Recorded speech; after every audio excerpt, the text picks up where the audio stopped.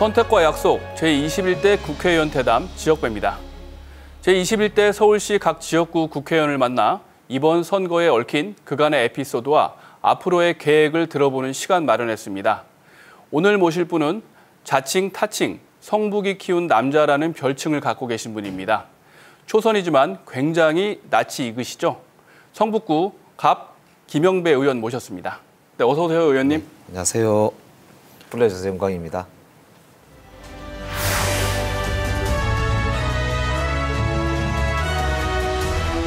네, 늦었지만 당선 축하드립니다. 고맙습니다. 네, 꽤 높은 득표율로 이제 당선이 되셨습니다.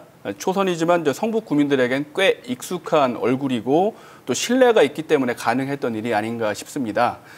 당선 소감과 함께 저희 시청자와 또 성북 구민들에게 인사 한 말씀 해주시죠. 네, 안녕하세요. 성북구 갑 국회의원 김영배입니다. 무엇보다 정말 너무 감사하다는 말씀 다시 한번 올립니다. 그리고 인사 올립니다. 감사합니다. 우리 성북구 유권자들과 그리고 딜라이브 시청자들께 이렇게 인사드리게 돼서 기쁘고요. 앞으로 정말 의정 활동으로 일로 이렇게 다시 한번 갚아드리고 보여드리겠다 이런 약속 드리면서 제 인사드리겠습니다. 네, 그 정치가 이제 처음은 아니시지만 국회에는 이제 처음 입성을 하셨습니다. 네. 네. 그 드디어 이제 기대하던 21대 국회가 이제 개원을 했는데 어떻게 한번 처음 들어가 보시는 어떤 기분 좀 얘기해 주시죠. 네, 이제 국회가 그동안은 사실 뭐 늘 중요했지만 멀리 있는 당신처럼 약간 이렇게 가까이 하기에는 좀 멀다 이런 느낌을 많이 가지셨을 것 같습니다. 정말 이제 21대 국회는 일할 뿐만 아니라 시민의 소리를 하늘같이 여기는 그런 이제 국회가 되어야 된다고 생각하고요. 특히나 성북구청장을 지냈던 제 입장에서는 아마 그렇게 국민들의 기대가 높지 않을까 싶어서 어깨도 무겁고요. 이제 국회라는 데가 정말로 좀 결론을 맺고 정말 열심히 일을 하는 그런 이제 민의의 전당으로 거듭나야 되지 않을까, 예, 그렇게 생각합니다. 네, 그 국민과 이제 나라를 위한 마음은 같겠지만 또 아무래도 이제 구청장일 때와 또 국회의원일 때 또 이렇게 네. 임하는 자세, 또 마음가짐, 또 현안을 대하는 어떤 시선 같은 게 좀 다를 것 같은데요. 예, 어떻게 다름이 좀 느껴지십니까? 예, 우선은 뭐 선출된다는 점에서는 크게 다르지는 않다고 생각이 되는데요. 국회의원은 아무래도 이제 나라 전체 일을 하기 때문에 저만 해도 이제 성북구청장은 아무래도 도시에 이제 일을 많이 하게 됐는데 뭐 시골도 있고 또 어촌도 있고요.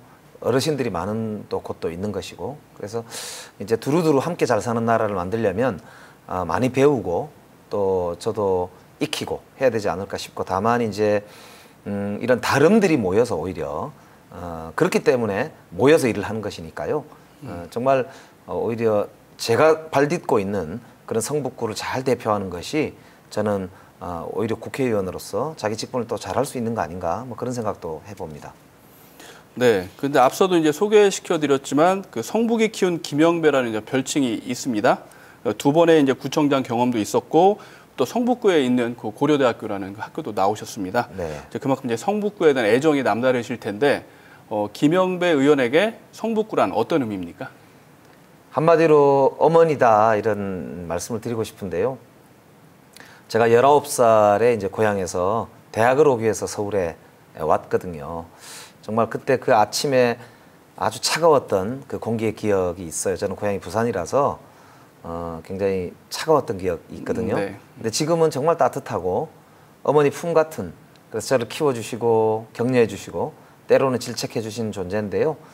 이제 제가 장성했다고 표현할 수가 있을 텐데 잘 모시고 봉양도 하고 또 그 뜻을 잘 받들고 하는 게 중요하지 않을까, 예, 그렇게 생각하고 있습니다.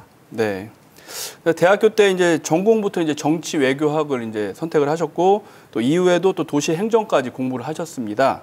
이제 어릴 때부터 이제 정치를 하겠다는 꿈과 또 김영배 의원만의 큰 목표를 가지고 계셨을 텐데요. 어떤 건지 좀 말씀해 주시죠. 예, 사실 제가 학교 다닐 때는 공부라고는 잘 못했습니다. 그때 이제 학생 운동도 좀 했고요. 공부를 이제 본격적으로 하게 된 거는 유학을 가게 되면서도 공부를 좀 했던 것 같고요. 도시행정 공부도 열심히 했던 것 같습니다. 근데 진짜 공부는 제가 구청의 비서실장으로 근무도 했고 청와대 직원으로도 근무를 했거든요. 네. 일을 하면서 배웠던 게 참 저한테는 큰 학습이었던 것 같고 특히나 사람의 마음을 읽고 사람들이 기뻐하고 슬퍼하고 분노하는 아파하는 뭐 그런 걸 배울 때가 오히려 저에게는 큰 자양분이 되지 않나 싶고요. 그런 면에서는 성북구청장 시절에 경험이 큰 학습이 됐던 것 같습니다. 다만 저는 젊을 때 제가 정치를 싫어했거든요. 네. 그때는 정치인들이 좀 약간 속인다? 뭐 겉과 속이 다르다? 뭐 이런 생각도 했었기 때문에 그런데 막상 정치를 시작하게 되면서는 오히려 정말 정치가 잘해야 되겠구나. 이런 또 약간 책임감 같은 것도 느끼는 게 사실입니다. 네, 이제 정치 인생에 있어서 중요한 어떤 터닝 포인트, 또 미국 생활에서 있었다고 하는데요. 네. 어떤 이야기인지 좀 들려주실 수 있을까요?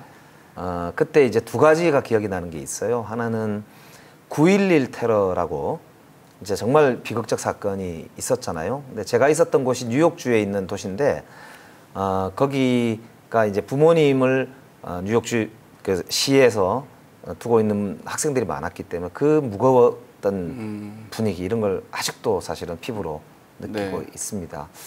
그리고 이제 또 하나가 그해 연말에 인터뷰들을 쭉 하는 방송을 봤는데 미국의 대통령이 누구냐고 물어보니까 10명 중에 2명 내지 3명만 알고 오히려 시장이 누구냐고 물어보니까 70%가 알더라고요. 저한테는 그게 굉장히 신기한 경험이었거든요. 네. 그러니까 그런 정말 시민 생활에 가까이 있는 지방자치가 잘 발달되어 있는 미국을 보면서 참 부럽다 이런 생각을 했었는데 그게 아마 저한테는 제가 자치단체장에 출마하고 정치를 시작하게 되는 그런 이제 중요한 계기가 아니었나 이제 그런 생각을 하고요. 시민들이 주인인 나라 참 부러운 나라지요. 민주주의의 근간이 아닌가 싶습니다. 네, 네. 근데 이제 정치에 발을 들이시고 이제 지금까지 꽤 그 순탄한 그런 행보를 보이셨습니다. 뭐 그 원동력이 있다면 뭐 이유가 뭐가 있을까요? 예. 민수군주라는 말이 있습니다. 그러니까 백성은 물이고 그러니까 정치하는 사람은 주, 배다 이런 뜻이거든요. 그러니까 민심을 떠나서는 살 수가 없고 또 민심을 이제 역행하면 배가 뒤집어진다. 그래서 정말 바닥에서부터 민심과 함께 해오려고 노력했던 제 이제 경력도 쭉 보시면 나름 그런 노력을 해왔다고 생각하는데요. 네. 뭐 운이 좋았다고 볼 수 있겠지만 그런 이제 정신을 좀 잘 끝까지 간직하는 게 좀 중요하지 않을까. 뭐 그런 생각도 해봅니다. 네. 이제 좀 화제를 바꿔서 이제 추억을 좀 소환해 보겠습니다. 네. 성북구청장을 이제 2번 이제 8년 동안 역임을 하시면서 또 구청장으로 일할 때 또 기억에 남는 일들이 좀 있을 것 같은데요. 예, 일하시면서 가장 좋았던 점, 또 아쉬웠던 점 좀 말씀해 주시죠. 네, 제가 가장 자랑할 수 있으면서 기억에 오래 남는 것은 우리 시민들께서 스스로 만들어낸 동행계약서라는 경험을 할 때입니다. 사실은 아파트 경비원들 그 당시에 이제 막 분신도 하고 할 때가 있었거든요. 네. 그때 이제 주민들께서 절전소라는 모델을 이제 저희들하고 같이 만들면서 전기값을 아낀 걸 가지고 네. 그 돈을 모아서 경비원들의 최저임금도 보장해주고 정년도 보장하고 하면서 계약서도 갑을 계약서에서 동행, 그러니까 함께 행복하자 이런 계약서를 스스로 만들어 내셨어요. 그리고 어떤 누가 뭐 그걸 강요한다고 되는 일이 아니지 않습니까? 그래서 서로 또 그렇게 하고 나서 더 좋아해요. 행복해하고요. 그러니까 그런 모습을 보면서 참 이 깨어있는 시민들이라는 존재가 대단한 우리 공동체에 행복을 가져올 수 있다는 걸 경험했거든요. 그게 참 지금도 기억에 남고 저는 우리 공동체가 가야 할 길이 아닐까 그런 생각을 하게 됩니다. 좀 아쉬웠던 점이라고 한다면 제가 이제 부양 의무자 조항이 문제가 있는 걸 알면서도 청와대에 있을 때 사실 해결을 못했거든요. 근데 우리 주변에 어려운 분들을 많이 보면서 내가 청와대에 있을 때 그런 말 있지 않습니까? 있을 때 잘해. 그러니까 이제 그런 안타까움이 있었거든요. 지금도 정말 지금 잘해야겠구나. 이 책임이 주어졌을 때 정말 한번 제대로 일해보자. 이런 게 늘 이제 가슴에 남아 있는 그런 기억입니다. 네, 이제 청와대에서 이제 해결 못한 거 이제 국회의원으로서 또 해결하시면 되겠네요. 예, 네. 최선을 다하겠습니다. 네. 현 정부에서 이제 청와대 민정비서관으로 일하셨고 또 이번에 다시 이제 국회의원으로 이제 국회에 입성을 하시게 됐습니다. 또 국회의원 도전을 하게 된 어떤 계기가 좀 궁금한데요. 네, 이제 구청장도 지냈었지만 청와대에서 이제 정책조정비서관, 민정비서관 이렇게 지내면서 보니까 현재 우리나라 이 국가라고 하는 차원에서 보면은 촛불혁명 이후에 시민들의 분출하는 민주화에 대한 요구나 혹은 민생에 대한 요구가 국회 문턱을 넘지 못하고 막히는 모습들을 보면서 네. 정말 선진민주주의라고 하는 게 이대로 되겠느냐. 그래서 정말 촛불국회를 한번 만들어보자. 그리고 시민의 열망을 하늘같이 받드는 국회가 우리 선진국으로 가는데 결정적으로 중요하겠구나라고 하는 그런 이제 나름 소명의식을 좀 갖게 됐고요. 그게 이제 직접적으로 국회를 의원으로 출마를 준비해야 되겠다라고 결심했던 계기가 됐던 것 같습니다. 네, 뭐 다소 이제 좀 중복되는 얘기 같긴 한데 이제 또 새로운 길을 갈 때 어떻게 좀 약간 선택할 때 좀 불안한 마음도 좀 약간 있잖아요. 어떠셨어요? 네. 예, 사실은 당내 경선도 치러야 됐고 본선도 치러야 됐고 특히 이 여당이어서 중간 선거가 그렇게 녹록하지가 않거든요. 그래서 굉장히 사실은 뭐 당선에 대한 뭐 확신 이런 거보다는 그냥 도전자로서 담담하게 당당하게 임하자 뭐 그런 각오로 임했던 것 같습니다. 네, 이제 본인만 이제 또 오케이 한다고 이게 모든 게 다 이루어지는 건 네. 아니고 이제 주변의 가족분들도 아마 어떤 시선으로 바라봐 주셨을 텐데 어떤 반응은 어땠나요? 네. 예, 이제 우리 가족들이 뭐 나가라고 권유할 정도는 아니지만 그래도 도전이 필요하지 않느냐는 데는 뭐 크게 뭐 이견은 없었던 것 같은데요. 근데 늘 한편으로 정치하는 사람들이 다 그런 것 같지만 저 가족들한테 미안하죠. 늘 이렇게 함께 있을 시간보다는 아무래도 예, 참 미안하기 짝이 없습니다. 몇 점짜리 아빠라고 보십니까? 네. 아이들한테는 뭐 30점도 안 되는 것 같습니다. 네. 이제 좀 화제를 좀 바꿔서 이제 선거 얘기 좀 간단하게 좀 해보겠습니다. 이번 선거가 이제 이전에 이제 구청장 선거하고는 좀 달랐던 점, 또 이번 선거를 통해서 또 배운 점이 있다면 또 어떤 게 있을까요? 이번 선거는 한마디로 표현하면 무서울 정도로 국민들의 명령 이게 이제 좀 분명한 그런 선거였다고 생각이 됩니다. 사실 선거 중간에 뭐 제가 선거를 이기겠구나라는 생각을 하긴 했는데 우리 당이 이렇게 180석 가까운 의석을 가질 정도로 이길 것 줄은 전혀 몰랐습니다. 그리고 중간 선거였기 때문에 혹시라도 민심이 채찍질을 하지 않을까라고 하는 두려움 같은 게 있었거든요. 또 거꾸로 선거가 끝나고 나니까 오히려 이겼어도 마음이 무거운 측면이 더 있습니다. 이게 정말로 큰일 났다 싶을 정도로 큰 책임을 주셨기 때문에 그러니까 이제는 뭐 저희들이 뒤돌아볼 여유가 없고요. 정말 그냥 민심을 하늘같이 여긴다면 정말 우리 국회가 일하는 국회, 혁신하고 결론을 내는 국회로 거듭나야 되지 않겠는가. 그걸 위해서 헌신해야 되겠다. 이런 결심을 하게 됩니다. 선거 치르시면서 이제 주변에서 도와주신 분들 많이 계실 텐데요. 뭐 이 자리를 빌어서 뭐 한 말씀 좀 해주시죠. 예. 근데 우리 뭐 시민들이 그 높은 득표를 주셨기 때문에 정말 이 민심의 기대에 잊지 않겠습니다. 그러나 또 사람이라는 게 하다 보면 게을러지고 그럴 수 있거든요. 그래서 늘 지켜봐 주시고 또 거꾸로 이 독려해 주시고 말씀 주시고 그럼 참 좋겠습니다. 네, 기다리고 있겠습니다. 언제든지 열려 있으니까 뭐 말씀들 많이 주시면 좋겠습니다. 네, 이제는 이제 성북구 현안 좀 살펴보겠습니다. 네, 성북구의 상황이 이제 누구보다 이제 상황을 자세히 잘 알고 계실 텐데요. 이제 현재 지역구인 이제 성북갑에 정릉동이 이제 특히나 이제 낙후됐다고 얘기가 있습니다. 실제로도 이제 매년 인구가 이제 줄어가고 있는 추세고 또 인근에 또 기름 뉴타운과도 이제 비교를 당해서 주민 갈등까지 이제 번지고 있는 상황인데 이렇게 지역 불균형 좀 어떻게 해소해 나가실지 궁금합니다. 예, 아시다시피 성북구가 역사와 문화 그리고 전통의 도시이다 보니까 굉장히 오래돼서 좋은 점이 있지만 또 반면에 도시 인프라가 낡아서 주거, 교통, 그리고 체육, 문화 뭐 이런 부분에 삶의 질에 대한 요구가 높은 것도 사실입니다. 특별히 말씀 주신 대로 정릉 지역이나 이런 지역에 이제 도시계획상에 제한된 지역이 많고 수려한 이제 산림이 있는 반면에 개발에 좀 제한이 많잖아요.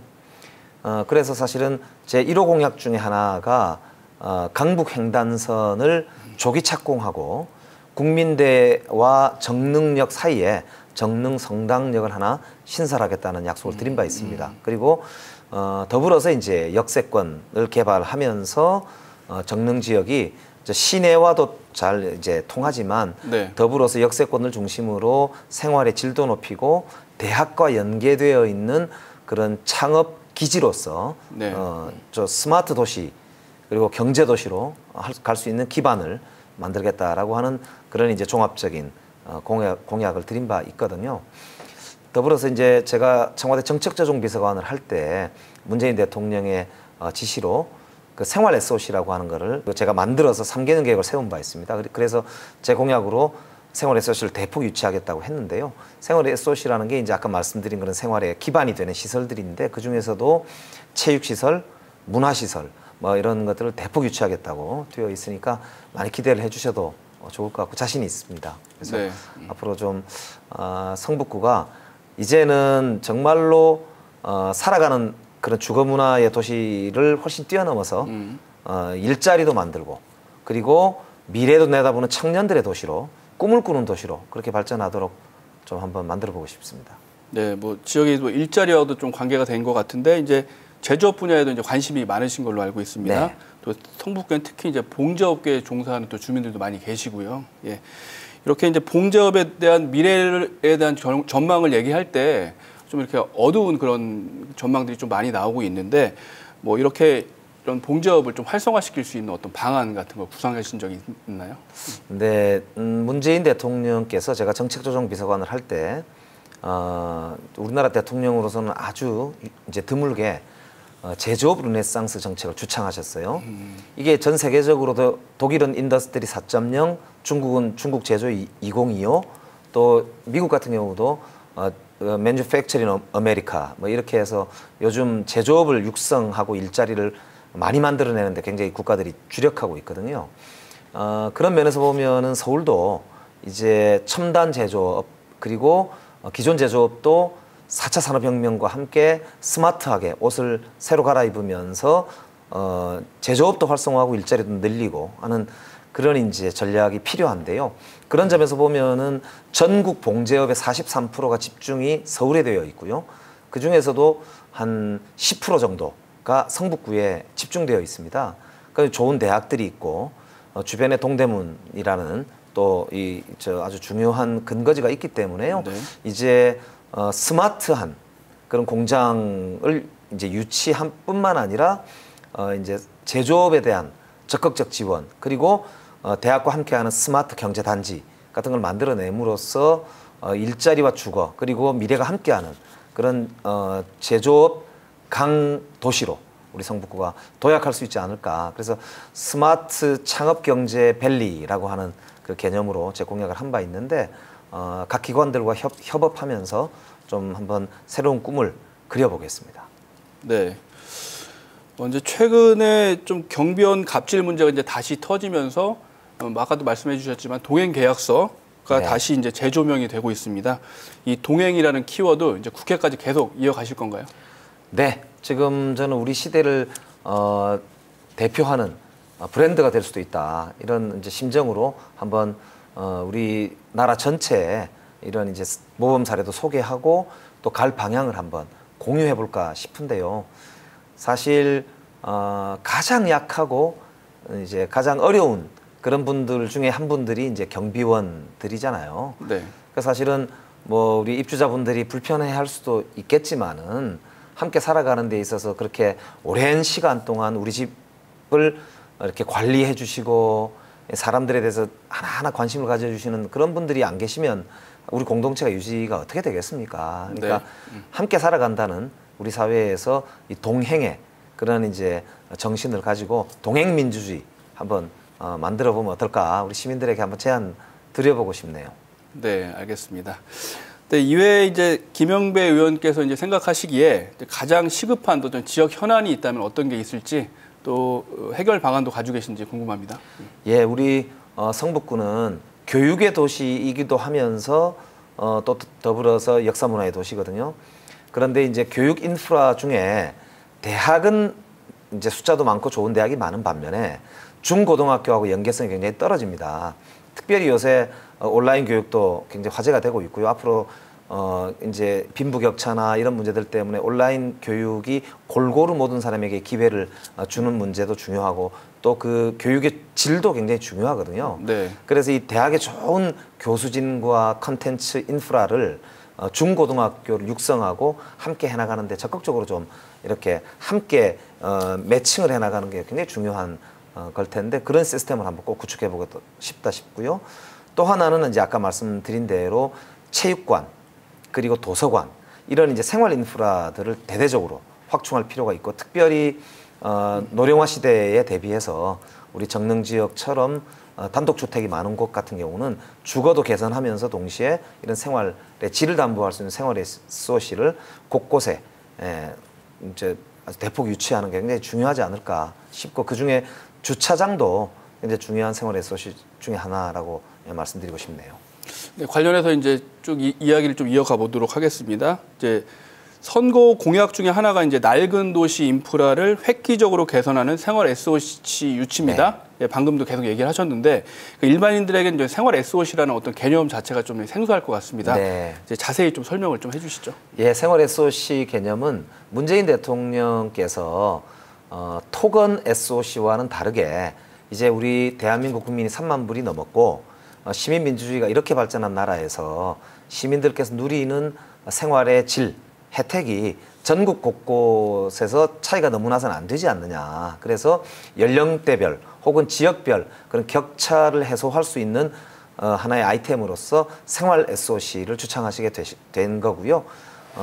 작년에 10조, 올해 한 2, 3조, 내년에 5조 이상 투자가 되는 것으로 알고 있습니다. 그리고 앞으로도 더욱 이제 보급이 이제 가속도로 가 붙을 것으로 그렇게 예상이 되는데요. 이 생활의 질을 담보하는 그런 SOC로서의 그런 이제 생활 SOC가 우리 전국을 거리도 좁히고 생활의 질도 높이는 근거지가 돼야 되지 않느냐 그렇게 생각이 드네요. 네, 이제 1호 법안 얘기를 좀 해볼게요. 네. 네. 국민 참여를 법제화해 국민이 정치를 통제할 수 있도록 하는 이른바 국민 3법을 이제 제안하셨습니다. 네. 이제 국회의원의 기득권을 내려놓는 부분이 많기 때문에 어떤 그 논란도 좀 많이 있을 것 같은데 초선 의원에겐 사실 좀 쉽지 않은 도전일 것 같습니다. 네, 어떠십니까? 네, 그 국민 모두의 3법이 이제 국민투표법, 국회의원 소환제법, 국민발안제법 이 세 가지거든요. 특히 국민발안제법 같은 경우는 20대 국회 마지막에 그 개헌 중에 원포인트 개헌 안으로까지 올라갔다가 폐기됐거든요. 네. 그래서 국민들이 이제는 국회의원만 법을 발의하는 게 아니다. 이런 국민 주권의 시대가 이제 왔습니다. 그래서 저는 주저할 이유가 없다고 생각하고요. 또 국회의원 소환제만 해도 물론 남용될 우려가 있다는 지적에 대해서는 저도 보완 장치가 필요하다고 생각합니다만 대통령도 탄핵이 가능하고 자치단체장도 소환이 가능한데 국회의원만 소환제가 없다는 것은 저는 어불성설이라고 생각해요. 그래서 네. 조건은 좀 더 엄격히 규정을 하되 저는 국민들이 정말 무서운 그래서 국민들을 두려워하는 그런 정치 구조를 짜야 되지 않느냐 이런 말씀을 꼭 드리고 싶고요. 더불어서 저는 이제 시민이 이제 주인인 이게 얼마나 중요한가를 이번 K 방역에서 잘 보여줬다고 생각해요. 네. 정말 이렇게 사재기도 없고 자원봉사를 알아서 하고 기부금을 이렇게 많이 내고 이런 이제 성숙한 시민 의식이 우리 코로나를 극복하는 핵심 원동력이지 않습니까? 네. 그런 면에서 보면은 지방자치를 확대하고 시민의 권리를 확대하는 것이 오히려 우리 생활을 보호하는 데 있어서도 선진국으로 가는 데 있어서도 결정적이라는 걸 알 수 있다 이렇게 말씀드리고 싶습니다. 네, 앞으로 하실 일이 이제 엄청 많이 늘어나겠습니다. 네. 네, 이외에 이제 21대 국회에서 가장 하고 싶은 의정 활동이 있다면 또 어떤 게 있을까요? 예, 저는 이제 전 세계가 주목하는 K 방역 혹은 이제 대한민국이 최근에는 두 가지 이유 때문에 주목을 받았다고 생각해요. 하나는 공공의료 체계가 정말 잘 되어 있다. 그래서 모든 사람이 이 의료 체계로 인해서 보호를 받고 있다. 이게 첫 번째고요. 두 번째는 정말 성숙한 시민의식 그리고 자치단체의 그 소통 능력을 기초로 한 이 시민 민주주의라고 보거든요. 이제 그런 점에서 보면은 저는 국가 협치 거버넌스를 혁신하고 강화하는 것이야말로 21대 국회가 해내야 할 중요한 과제 중에 하나라고 생각해요. 이제 전 세계적으로 보자면 양극화가 심해지고 하면서 최근에 미국 같은 경우도 흑인이 이렇게 사망하고 네. 하는 사건 때문에 데모나 이런 것도 많이 일어나고 또 다른 나라에서도 보면 민주주의가 후퇴하는 경향들이 있거든요. 네. 근데 대한민국은 오히려 촛불혁명 이후에 정말 성숙한 민주주의를 계속 보여주면서 민주주의가 발전하고 있는 그런 국가입니다. 이제 시민이 주인되고 국민이 참여하는 그런 성숙한 협치 거버넌스를 통해서 여야가 서로 여야끼리만 정치하는 게 아니라 이 시민을 중심으로 여야가 함께 가는. 네. 그래서 이제 정말 협치의 시대, 협력의 시대를 활짝 열어 제끼는 게 저는 제가 해보고 싶은 그런 21대 국회에서의 의정활동의 핵심입니다. 네, 지금 어느덧 이제 그 마무리할 시간이 온 것 같습니다. 네. 네, 이제 마지막 질문 드릴게요. 예. 그 초선인만큼 이제 당장 하고 싶은 일도 이제 많이 있으실 거고 또 마음도 이제 좀 급할 수도 있을 것 같은데 그 어떤 국회의원이 되고 싶으신지 포부도 한 말씀 말씀해 주시죠. 네, 국회의원은 민의의 대변자이면서 또 최종적으로 법안을 통과시키고 결정을 하는 곳이잖아요. 근데 그동안은 보면 국회의원들끼리 자기들끼리만 한다. 끼리끼리가 저는 문제라고 생각하거든요. 그래서 저는 정말 시민과 토론하는 국회의원, 국민과 토론하는 정치인이 되고 싶습니다. 이왕 저희들이 어떤 문제를 해결할 때 있어서 국민의 뜻이 어디에 있는지를 잘 확인하는 것이 모든 것의 출발이고 귀결 아닐까 싶은데요. 정말 시민과 토론하는 정치인으로 기억되고 싶습니다. 네, 지금까지 좋은 말씀 감사드립니다. 바쁘신 와중에 나오셔서 고맙습니다. 아유, 불러주셔서 감사합니다. 네. 시민과 토론하는 정치인, 국민이 주인이 되는 국회를 만들기 위한 김영배 의원의 활동, 앞으로 4년 기대해 보겠습니다. 저는 다음 이 시간 다시 찾아오겠습니다. 시청해 주신 여러분 고맙습니다.